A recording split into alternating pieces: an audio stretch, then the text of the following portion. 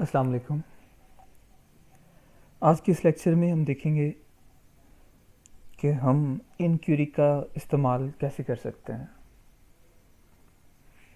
चलें आए देखते हैं इसको। इसके ओपन किया, हमने कनेक्ट किया इसको, डेटाबेसेस में गए, कोई भी डेटाबेस आपने ओपन कर ली और यहाँ हम आ गए न्यू क्यूरी पेज में।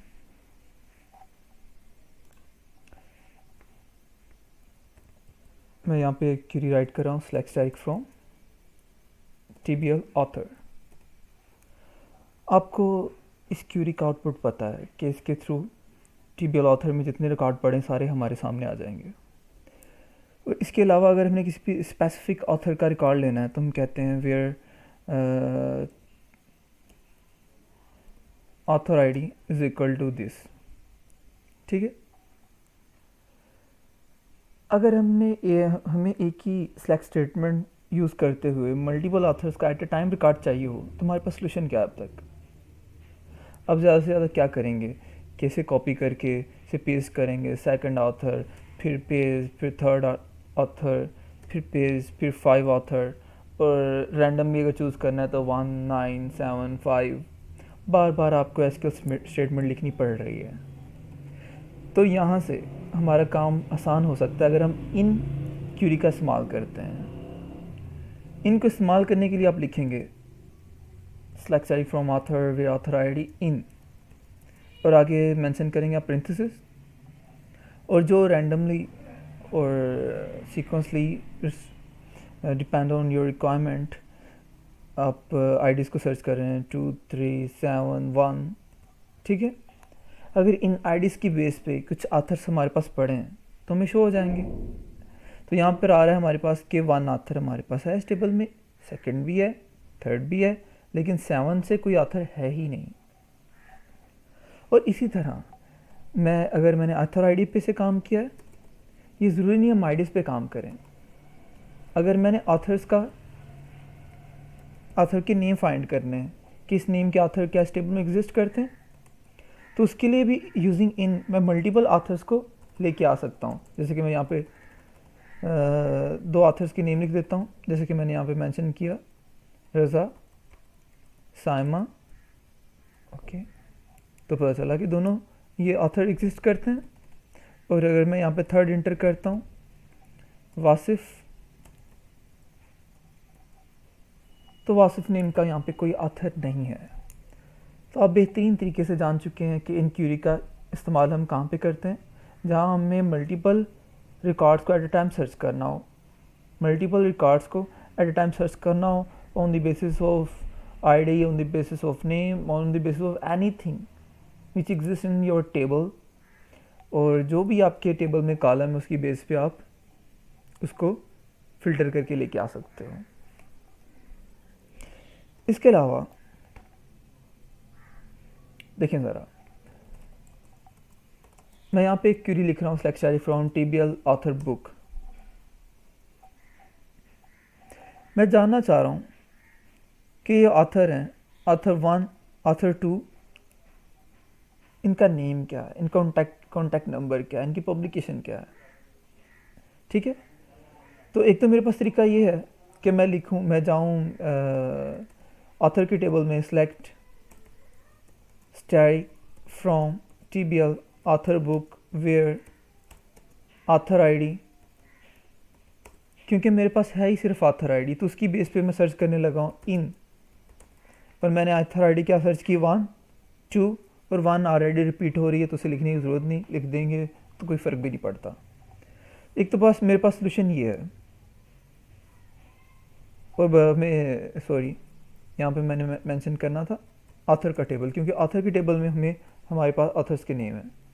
तो पता चला कि जो 1 ऑथर आईडी है वो अब्दुर्रहमान की है, जो सेकंड है वो रज़ा की है। अगर लेट्स सपोज कि इस टेबल में 1000 ऑथर्स होते और 1000 ऑथर्स के ही हमने नेम देखने,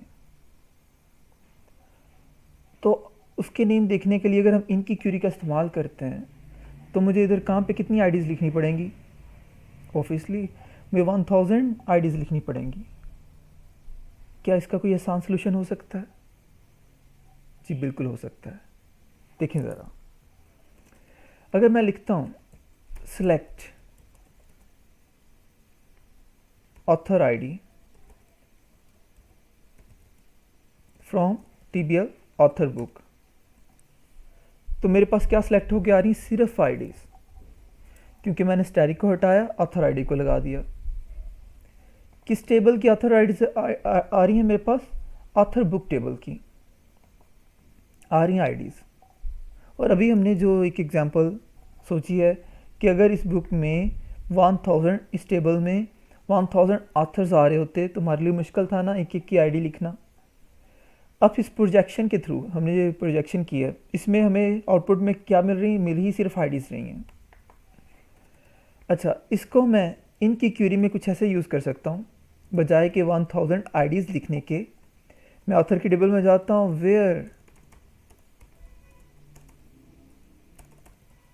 वेयर ऑथर आईडी इन, और प्रिंथेसिस में ये जो क्यूरी मैंने यहाँ पे राइट की है, इसको अगर मैं यूज़ कर देता हूँ तो ये क्यूरी में आउटपुट क्या दे रही थी? आईडीज़, और हमने यहाँ पे डालनी क्या थी?